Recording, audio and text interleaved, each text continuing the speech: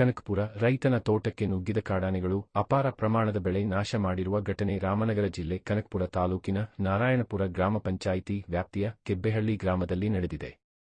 ಕೆಬ್ಬೆಹಳ್ಳಿ ಗ್ರಾಮದ ಸ್ವಾಮಿರಾಜ್ ಜಮೀನಿನಲ್ಲಿ 15 ರಿಂದ 20 ತೆಂಗಿನ ಮರಗಳನ್ನು ಆನೆಗಳು ಬುಡಸಮೇತ ಉರುಳಿಸಲಾಗಿದೆ.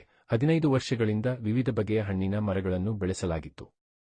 ಆದರೆ ತಡರಾತ್ರಿ ಕಾಡಾನೆಗಳ ಹಿಂಡು ತೋಟಕ್ಕೆ ನುಗ್ಗಿ 15 ವರ್ಷಗಳಿಂದ ಬೆಳೆದಿದ್ದ ವಿವಿಧ ಬಗೆಯ ಹಣ್ಣುಗಳ ಮರಗಳಾದ ಮಾವಿನ ಮರ, ತೆಂಗಿನ ಮರ, ಬಾಳೆ ಗಿಡ ಸೇರಿದಂತೆ ಹಲವಾರು ಬಗೆಯ ಸಸ್ಯಗಳನ್ನು ಹಾನಿ ಮಾಡಿವೆ ಎಂದು ಅಸಮಾಧಾನ ವ್ಯಕ್ತಪಡಿಸಿದರು. ಮಂಜುನಾಥ್ ರವರ ಜಮೀನಿನಲ್ಲಿ ಬೆಳೆದಿದ್ದ ಮಾವಿನ ಗಿಡಗಳು, ಕೃಷ್ಣೇಗೌಡರ 1 ಎಕರೆ ಜಮೀನಿನಲ್ಲಿ ಬೆಳೆದಿದ್ದ ಟಮೋಟ ಹಣ್ಣುಗಳು ಹಾಗೂ ನೀರಿನ ಪೈಪುಗಳನ್ನು ತುಳಿದು ನಾಶ ಮಾಡಿವೆ. ಕಷ್ಟಪಟ್ಟು ಹಣ್ಣಿನ ಮರಗಳನ್ನು ಬೆಳೆಸಿದ್ದ ರೈತ ಈಗ ಕಂಗಾಲಾಗಿದ್ದು, ಸಾವಿರಾರು ರೂಪಾಯಿ ಬೆಳೆಗಳು ಕಾಡಾನೆ ದಾಳಿಯಿಂದ ನಾಶವಾಗಿವೆ. ಇದರಿಂದ ರೈತರು ಸಂಕಷ್ಟಕ್ಕೆ ಸಿಲುಕಿದ್ದಾರೆ.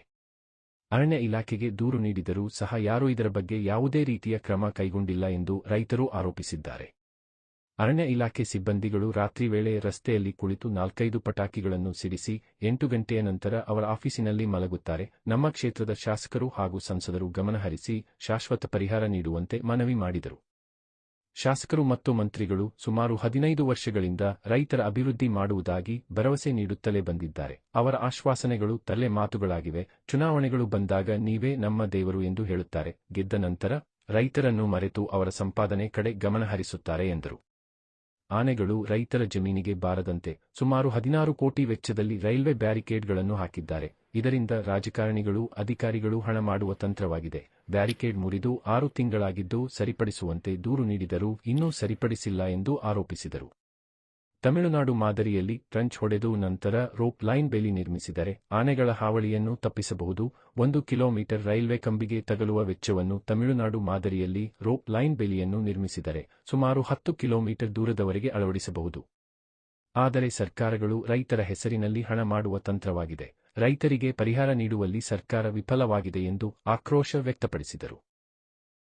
ಕೆಬ್ಬೆಹಳ್ಳಿ ಸ್ವಾಮಿರಾಜ್, ಆನಂದ, ಬೈರಲಿಂಗೇಗೌಡ, ನಾಗರಾಜ, ಕೃಷ್ಣೇಗೌಡ, ಮಂಜುನಾ, ನಾಗರಾಜ್ ಸೇರಿದಂತೆ ಹಲವಾರು ರೈತರು ಹಾಜರಿದ್ದು ತಮಗಾದ ನಷ್ಟದ ಬಗ್ಗೆ ಅಳಲು ತೋಡಿಕೊಂಡರು. ನಾ ಕೆಬ್ಬಳ್ಳಿಯಿಂದ ಸ್ವಾಮಿರಾಜ್ ಅಂತ ನನ್ನ ಜಮೀನಿನಲ್ಲಿ ರಾತ್ರಿ ಕಾಡಾನೆಗಳು ಬಂದು ಭಾಳ ಹಿಂಸೆ ಕೊಟ್ಬಿಟ್ಟವೆ. 5 ತೆಂಗಿನ ಮರನ ಬುಡ ಸಮೇತ ಕಿತ್ತೆಸ್ತವೆ. ಶಾಶ್ವತ ಪರಿಹಾರನೇ ಹುಡುಕೊಡ್ತಾ ಇಲ್ಲ. ರೇಂಜರ್ಗಳು ಕೇಳಿದ್ರೆ ಸ್ಪಂದಿಸ್ತಾ ಇಲ್ಲ. ಫಾರೆಸ್ಟ್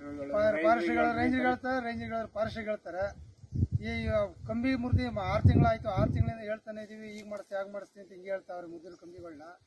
ಇವ್ರೇನು ಮಾಡ್ತಾ ಇಲ್ಲ. ಕೇಳಿದ್ರೆ 2,000-3 ಸಾವಿರ ಕೊಡ್ತಾರೆ.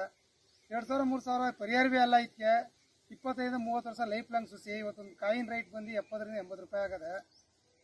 5 ವರ್ಷ ದುಡ್ಡು ಕೊಡಲ್ರ ಅವರು. ಏನು ಹೇಳೋದು ಕೇಳ್ತಾ ಇಲ್ಲ. ಇವ್ರು ಯಾರು ಬರ್ತಾರೆ, GPS ಮಾಡ್ತೀವಿ, ಕ್ಯಾಂಪ್ ಮಾಡ್ತೀವಿ, ಅದೇನೋ ಡ್ರೋನ್ ಕ್ಯಾಮ್ರಾ ಬಿಡ್ತೀವಿ ಅಂತ ಹೇಳ್ತಾರೆ.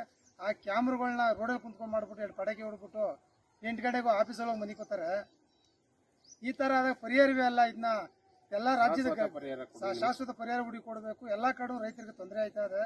ನಮ್ಮೊಬ್ಬರದೇ ತೊಂದರೆ ಅಂತ ಏನು ಹೇಳ್ತಾ ಇಲ್ಲ, ಇಡೀ ನಮ್ಮ ತಾಲೂಕಲ್ಲೇನೆ ತೊಂದರೆ. ಈ ಕಡೆ ಕೆಬ್ಬಳ್ಳಿ ಗ್ರಾಮದಲ್ಲಿ ನಾವು ಫಾರೆಸ್ಟ್ರು, ರೇಂಜರು, ವೈಲ್ಡ್ ಲೈಫ್ನವ್ರಿಗೆ ಎಲ್ಲರಿಗೂ ಪ್ರತಿಯೊಬ್ಬರಿಗೂ ಫೋನ್ ಮಾಡ್ತಾ ಇದೀವಿ. ಯಾರು ಬಂದು ಕರೆಕ್ಟಾಗಿ ಸ್ಪಂದಿಸ್ತಾ ಇಲ್ಲ. ಇಲ್ಲಿ ಕೆಬ್ಬಳ್ಳಿ ಗ್ರಾಮದಿಂದ ಮಾತಾಡ್ತಿರೋದು. ಇಲ್ಲಿ ಕಾಡಾನೆಗಳ ಹಾವಳಿ ಜಾಸ್ತಿ ಆಗಿರೋದ್ರಿಂದ ಇಲ್ಲಿ ಯಾವುದೇ ಫಾರೆಸ್ಟ್ ಆಫೀಸ್ಗಳಿಗೂ ಸ್ಪಂದಿಸ್ತಾ ಇಲ್ಲ. ಫೋನ್ ಮಾಡ್ರಿ ಬರ್ತೀವಿ ಅಂತ ಹೇಳ್ತಾರೆ, ಬರ್ತಾನಿಲ್ಲ. ರಾತ್ರಿ ಇವೆಲ್ಲ ಬಂದು ಆನೆಗಳು ತೆಂಗು ಸೋಸಿ, ಟೊಮೊಟೊ ಮತ್ತೆ ಎಲ್ಲ ಬೆಳೆ ಹಾನಿ ಮಾಡಿದ್ದೇವೆ. ಅದರಿಂದ ಇಲ್ಲಿ ಅಂತ ಅಧಿಕಾರಿಗಳಿಗೂ ಫೋನ್ ಮಾಡ್ತಿದ್ರೆ ಫಾರೆಸ್ಟ್ ಆಫೀಸ್ವರೆಗೆ ಯಾರು ಬರ್ತಾನೆ ಇಲ್ಲ. ಬೆಳಗ್ಗೆ ಫೋನ್ ಮಾಡ್ತಾ ಇದ್ದೀವಿ. ಆನೆ ಹಾವಳಿ ಜಾಸ್ತಿ ಆಗಿರೋದ್ರಿಂದ ಇಲ್ಲಿ ರೈಲ್ವೆ ಕಂಬಿ ಹಾಕವ್ರೆ. ರೈಲು ಕಂಬಿಗಳೆಲ್ಲ ಮುರಿದಾಗಿರೋದ್ರಿಂದ ಇಲ್ಲಿ ಹೇಳಿದ್ರೆ ನಾವು ರೆಡಿ ಮಾಡ್ಸಿ ಅಂತ ಹೇಳ್ತಾವ್ರೆ. ಇನ್ನು ಯಾವ್ದು ರೆಡಿನೇ ಮಾಡ್ಸಿಲ್ಲ. 1 ವರ್ಷದಿಂದ ಇದೇ ಹೇಳ್ತೇನೆ ಅವ್ರೆ.